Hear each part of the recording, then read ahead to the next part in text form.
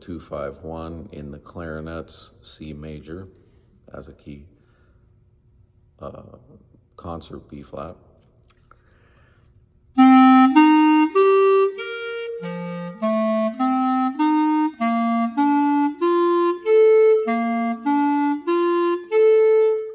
Okay, so I did 2 minor 7, 5 7, 1 major 7.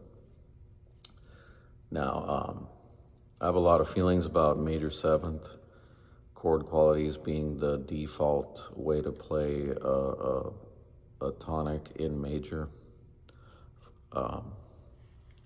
Think in a way add 6 or 6-9 is a more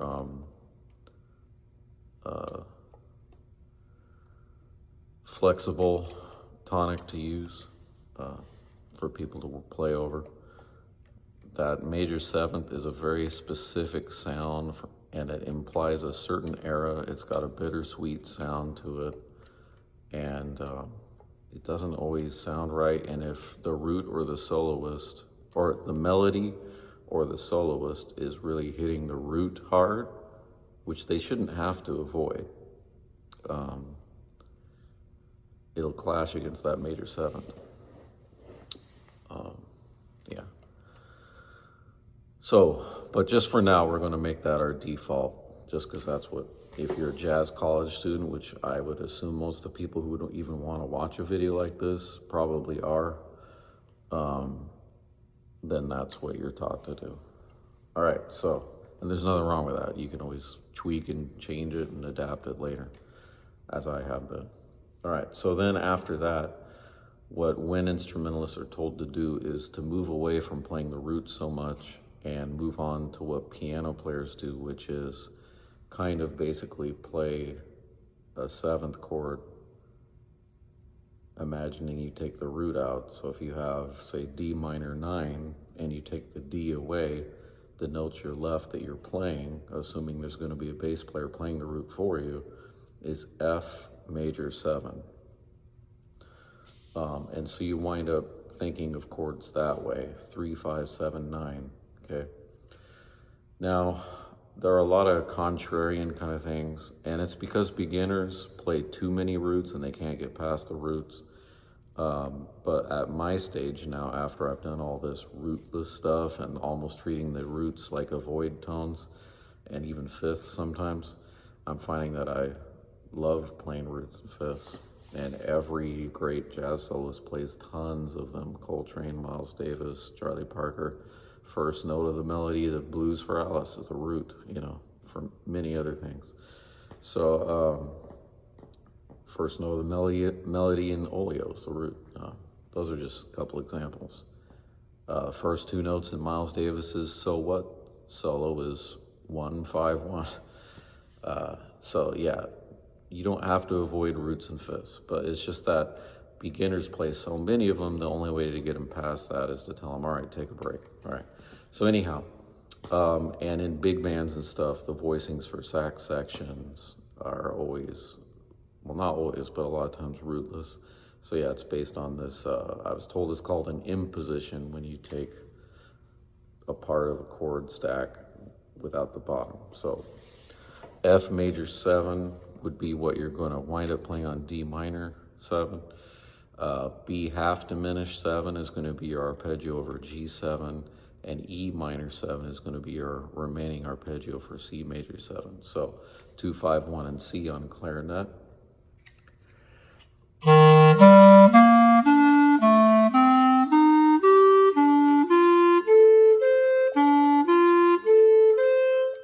Okay, before you do anything more than that, I would say get used to those notes for each chord. So can you change the shape? So if you imagine each of those as a 4-note shape, can you play, let's say there's a bottom, a top, and then 2, a slightly lower top and a slightly higher bottom. You have 4 notes. So just like in math permutations, you could go, so it's 3, 5, 7, 9 going up, right? You could go 3, 7, 5, 9,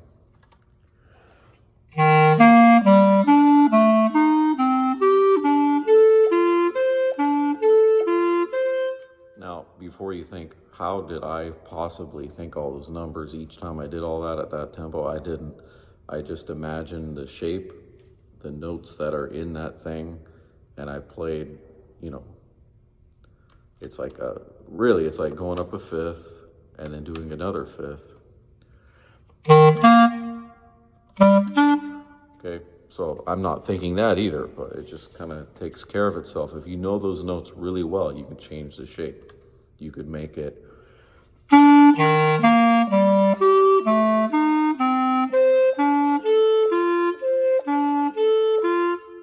and so forth. Do this in every key, obviously, minor, 2/5s, etc. So then in big band voicing and piano voicing, you can get into stuff where you sub out the fifth with either an 11th or a 13th or 6th, whatever you want to think of it as. So what you get into there is D minor could become and then G7. Now with dominance, any chord with a major third, when you're holding out the tone, you want to raise the 4th or the 11th if you're going to hold it out. And the problem is this becomes a very exotic sound that you don't always want to use, kind of like what I was saying with major 7s. But if I did a 4th on G7 and kept a natural 9, it'd be B, C sharp, or D flat, F, A for clarinet in G7.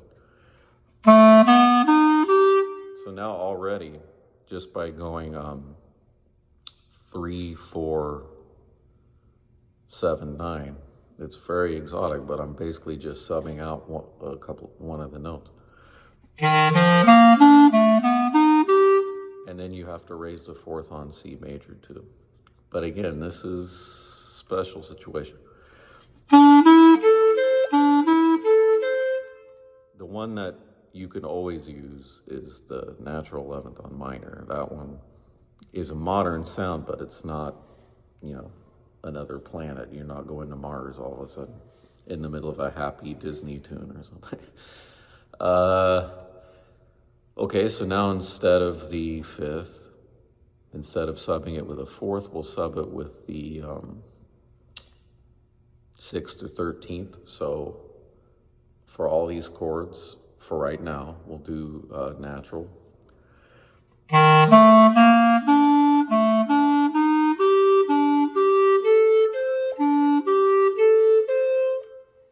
So it starts to change the melodic intervals. That's why it sounds cool. So you're getting a lot of different intervals, and you're getting we're getting the 3rd and 7th, which we're taught at least are the most important chord tones, and for good reason. But I do have some reservations about that at this point in my life.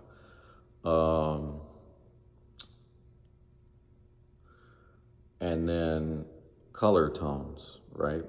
And so we went from having the root and 5th with the 3rd and 7th to now having the 9th and the 13th, or the 9th and the 11th. So instead of really, really like grounded notes, we're getting more color, but what's considered the essential notes of a chord quality, okay? In jazz language, 2/5/1 language.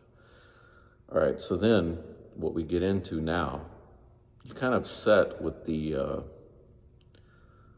tonic chord, those are the choices, and then for the minor 7th chord, those are the choices. But for dominant, on that G7, you could have, so if you think about it now, we have 3rd and 7th, and then some sort of 9th, and then some sort of 5th, okay? Now, you can alter 9ths or 5ths without messing up that chord quality. So,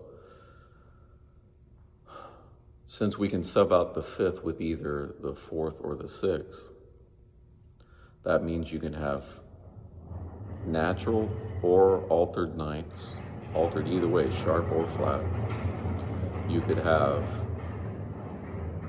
instead of a 5th, you could have a sharp 4, or you could have a sharp 5, or a natural 6. So in some video in the future, especially if I get more subscribers to my channel, and it becomes a real thing that way. So if you're interested in this, subscribe. I can go into more detail and how you get up to all these things. I'm skipping so many things. I'm not using a chalkboard or whiteboard to really show you all the thoughts that led up to this.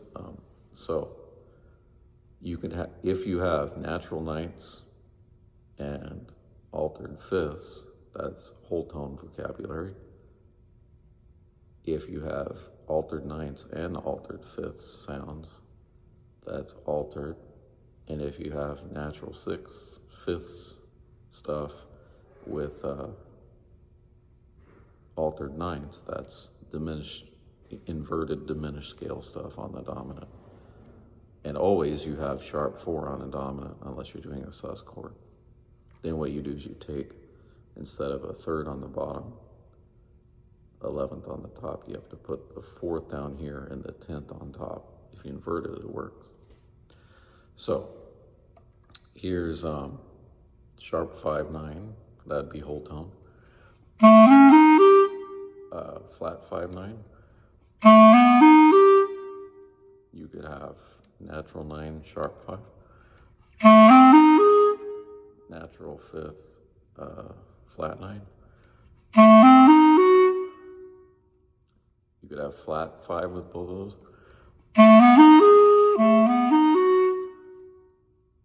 Those would be for diminished sounds.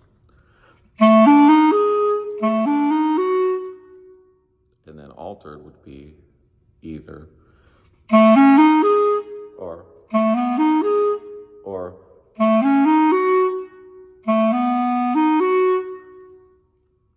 So I'd recommend going through 2-5-1s, tunes, whatever, in every key, and say, all right, this time through, I'm going to play flat 5, sharp 9 on every dominant chord. This time through, I'm going to do the other, and use all those combinations I just did.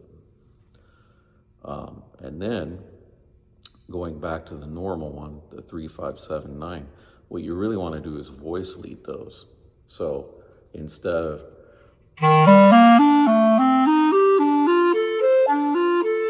you want to go,